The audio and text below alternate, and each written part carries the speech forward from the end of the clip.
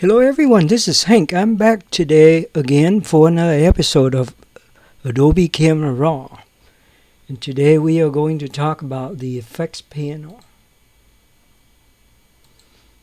Okay, as you know, this photo I already used for the last two videos. The reason being is that the last two videos cover the color panel and the light panel.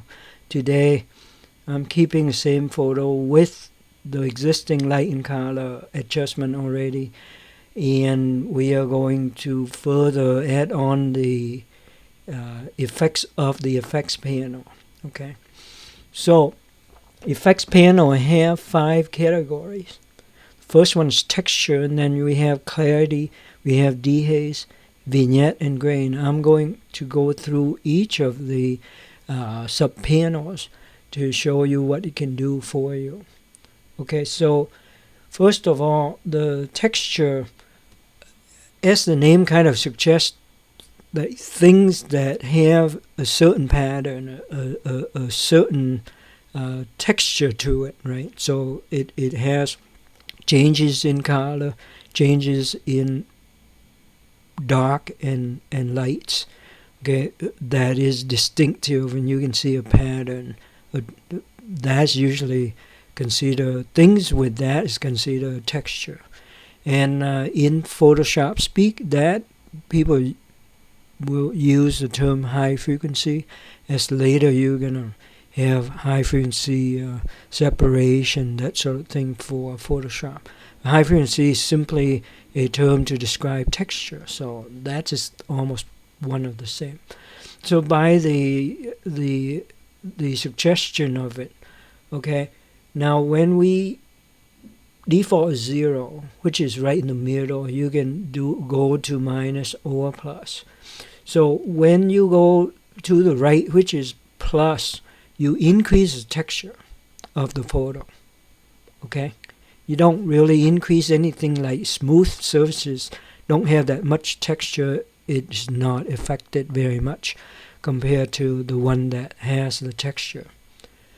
Okay, on the reverse, you can go to the left, and things with patterns and texture is going to get softened. Okay, so let's explore it. But before we do that, let me kind of set it up for a situation that we can compare like this. Okay, so now I'm going to point at an area that I know that has a lot of change. Okay, so this one, so the texture would be in the tiles, in the roof tiles, and you see on the tint roofs here, there's less texture, so we can compare, you know, the effect of the texture on the smoother surface versus the rougher surface. Okay, so with that, I'm going to do it to the right first, which means that I'm going to increase the texture. Okay, so this time just push all the way up so that we can see the effect. Okay, immediately you see that right here, okay, compared to here, down here is the after, the effect, and it's a lot more contrast here. You can see the pattern a lot clearer. Right. Similarly, though, you can see more pattern here on the canvas roofs here. Okay, but the smooth area is still smooth. It doesn't have any additional detail. So very little on the smooth surfaces like the wall. Okay, there's some increase, but very little compared to something rough like this. So you see like the liner here, it actually affects the color as well. So everything is kind of significantly affected by the texture. Now on the reverse end, right, if I go all the way to the left, you can see a significant decrease in detail. Okay, so you can make the texture less, which may be useful in what? In the portrait areas, right? Like say you have some rough skin, you can use a texture here, decrease it so that is not so rough anymore, right? So those are the two aspects of the texture. So now what about, okay, to reset a couple ways, right? Just to review, you can double click on the arrow here and it will reset, or you can hold down the alternate key, option key in Mac, okay, and then you hover over the texture and you see the reset. You can press it there. You can reset both ways. All right, so after reset, that's the texture. What about clarity? Okay, clarity is a lot like texture. It's just different intensity in different areas of the photo. Texture, as we mentioned, it cares about the places that have patterns, places that have texture, basically. Clarity is similar, except it's doing it differently. It looks at, it just take the midtone. Okay, so the areas of light and dark in the middle and not too dark, and the super white and the super blacks, don't get affected too much. It take the midtone and then it increase the contrast. So it make the lighter, the light areas lighter and the dark area darker, increase the contrast for the midtone. The effect, however, is almost the same with texture, depending on the nature of the photo. So you can use either or texture and clarity, or you can use them in addition because they will complement each other. But but the effect is almost the same. So I turn clarity all the way. You see that the roofs here got more definition. Okay, but you look at here, this is very white, right? The very white and the very blacks don't get affected because they only care about midtone. So the tint here get affected very little, even less than texture, right? So clarity, you only worry about midtone. Okay. Similarly, I can go all the way clarity over here, and then I've softened a whole bunch of things. Okay. So the dark lines are all kind of no longer dark. Okay. That sort of thing. So the midtone one gets softened. Okay, so that's clarity. Similar to texture, but a little bit different. All right, so we took care of those two. They are useful to make the landscape more defined, and also going the other way, make the portrait softer in the areas that you want it to be softer, right? Okay, what about dehaze? Dehaze is a method to reduce the fogginess of the photo. Okay, so what does that even mean? Okay, so let me go back to the regular view, right? The regular view. So now, there's not much haze in this photo except where? Except the sky, right? The sky is pretty hazy. You don't see very good detail in the back. So I would suspect that for this photo, the dehaze is going to do wonders for the sky. Okay, now dehaze, while it get rid of the fog, it also increases the contrast quite a bit for areas that don't have fog. So keep that in mind. Okay, so now if I crank the dehaze to the right, okay, look at what happened. The sky become very defined. Okay, so this is a really good use to improve the sky. Correct? Problem is, everything else become very contrasty to the point that it's really bad. Now, if it's good enough for the sky, then it's bad for the rest of it. Luckily, okay, this is jumping ahead a little bit. Luckily for the sky or some certain area, okay, we have this here, which is the masking function. Now, through the masking, once I create a mask, I have access to all of these, light, color, effects, and so on and so forth. Not everything, but almost everything for the mask. So I can selectively do this, and it only applicable to the sky. Okay, so we can wait until then, actually use this thing just to improve the sky, nothing else. Okay, so at this point, I'm going to back off on or reset on the dehaze. Okay, and I'm back. Right? Dehaze. Okay, so, well, in this example, right, because it's a landscape, I normally, if I were to do this, I would do this thing at 25 to improve the texture. And I also crank up clarity to something like 9 or 10. Okay, again to get the details a little clearer. So but usually you shouldn't go more than something like this, because then it would look kind of awful sometimes. Okay, dehaze, as I mentioned, we're going to do it separately. Okay, now what about a vignette? What is vignette anyway? Vignette is to put a ring around the image.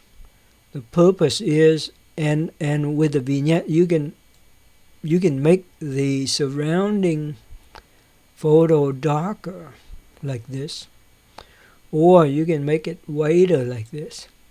Okay, it's up to you on what you really want to do. Most of the time, however, the black vignette is preferred, unless you have a high key photo, and then you use the white is probably more effective there. But in a normal photo, the darker is better, right? So normally you don't really want to overdo it. Okay, so something like this would be good enough. Okay, just to bring the thing. Okay, so when you see an arrow like this, that means there are sub-sliders. So you should open it up and see what it's saying. Okay, so within this vignette, and for the purpose of demonstration, I'm going to exaggerate this thing, right? So I'm going to go vignette all the way to the left, right? Which would make it very easy to tell the effect that the vignette setting. Okay, and then you look down, you see the style, highlight priority. Okay, then you have color priority. Okay, then you have something called paint overlay. Okay, there are slight differences when you select these things. I'm going to explain to you what they are supposed to be. So under highlight priority, okay, so when it put the darkness in, it will make sure the highlights are not affected as much as possible, but it will sacrifice the color integrity. I'm talking about the area that is darkening. Okay, so it might alter the color. Okay, but it won't affect the highlights. Okay, so the highlights preserve more. Highlight priority. Okay, on the opposite, you have color priority, and it'll do the opposite, meaning that it doesn't care as much about the highlights. You know, if the highlights change color, change whatever, it doesn't really care. But it will preserve the color integrity. Okay, so it's really hard to tell, but here, if you look carefully, you see that the color is better here, but the sky here is getting, the highlight is getting kind of darker, kind of not subtly. It's a lot more obvious. So that is a slight, but if you're using it lightly, then you won't be able to tell the difference mostly. Okay, so the third style method is what they call paint overlay. And in paint overlay, they don't really look at priority anything, so it doesn't care about the highlights, it doesn't care about the colors. What it does is like it just mix the existing photo with another photo, right? That as if like you were just painting either a black paint on top of it and merge the two together, or paint a white one in case you go vignette to the right. If you go over here, then it's white paint. Go over left, there would be black paint, and they mix it together. So this thing is a little bit more uniform. Personally, I would prefer that, but the default, if you don't do anything, is highlight priority. Okay, so and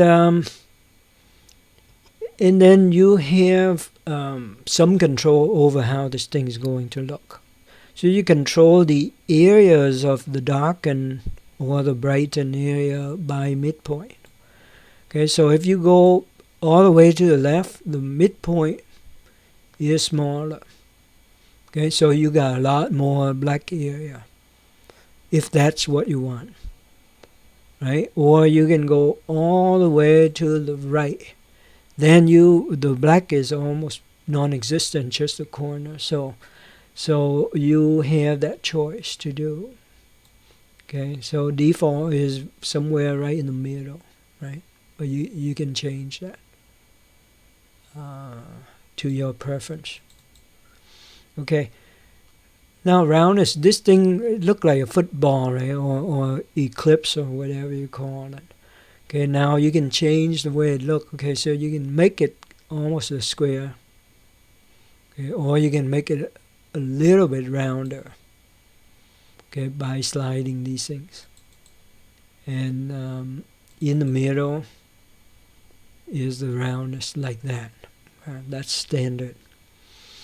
The feathering is, if you turn it to the left, it'll be really sharp. There's no feathering here. Okay, so you have a perfect football, and everything's perfectly dark.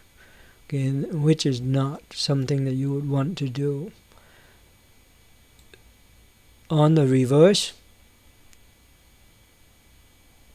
okay, you do the feather, it feather out quite a bit. Okay, so it's up to you.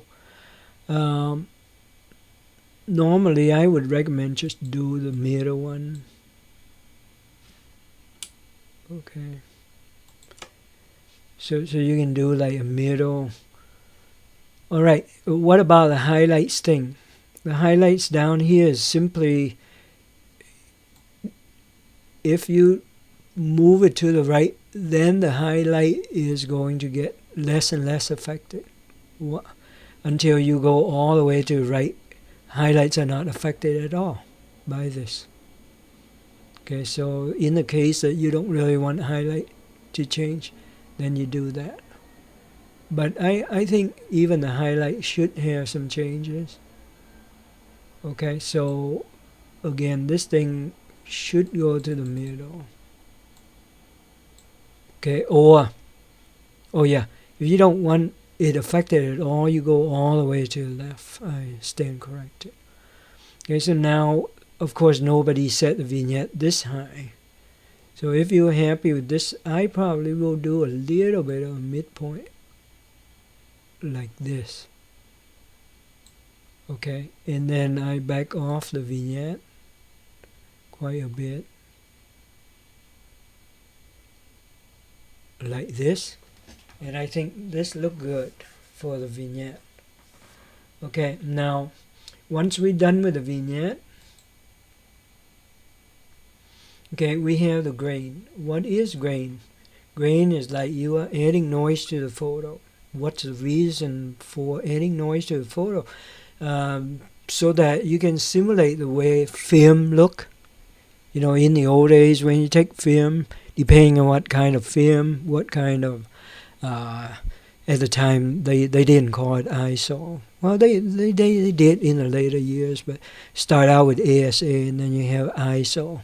So depending on the ISO and the coding of the thing, so every single manufacturer would have different grain patterns. Okay, so first of all, they all have grains, even when you take the photo at ISO 100 or ISO 50, you still got grain.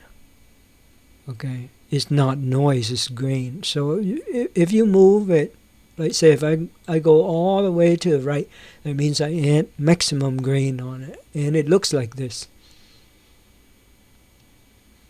Okay, so that's usually when you have a film photo from the film, you will see these grains. Okay, so now if you want to duplicate it, you can crank it on. Of course, you don't have to crank it to 100. I'm doing 100 so that you can see. Okay, and again, it has the arrow here. That means there's sub 1, right? So the size is what it says. Okay, if you go to 0, the size is very small. So just little dots, right? Now if you go all the way to the right, the size is going to get bigger.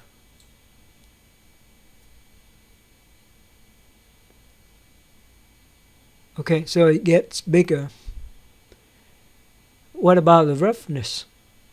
Right? The roughness, if you go all the way to the left, okay, the roughness means that the pattern, the roundness, the pattern of the noise is very uniform. They're all the same. Okay? Now if you go to all the way to the right, okay, then it becomes more random. So you have different sizes, different roughness of each of the pebble or each of the grain. Okay, so you find the balance somewhere in between and whatever make you happy. You can see that the roughness is going to affect your clarity quite a bit. So the sharpness is completely destroyed there.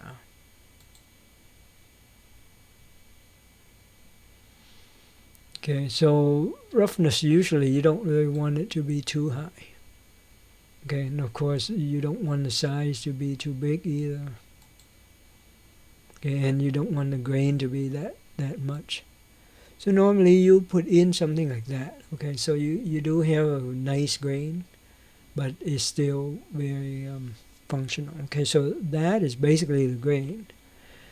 Personally, I don't really like grainy picture, so I'm not using it, but I understand a lot of people really prefer to have the grain on it. Nostalgia, tell you. Alright, so now we have finished with all of these 5 functions. Hopefully, and it took me a while. It's almost 25 minutes at this thing, so I'm going to stop here. First, I would like to thank you so much for following my series. Also, if you haven't, I would really appreciate a like and a subscription from you. It is much appreciated. Now, thank you so much, and have a good one.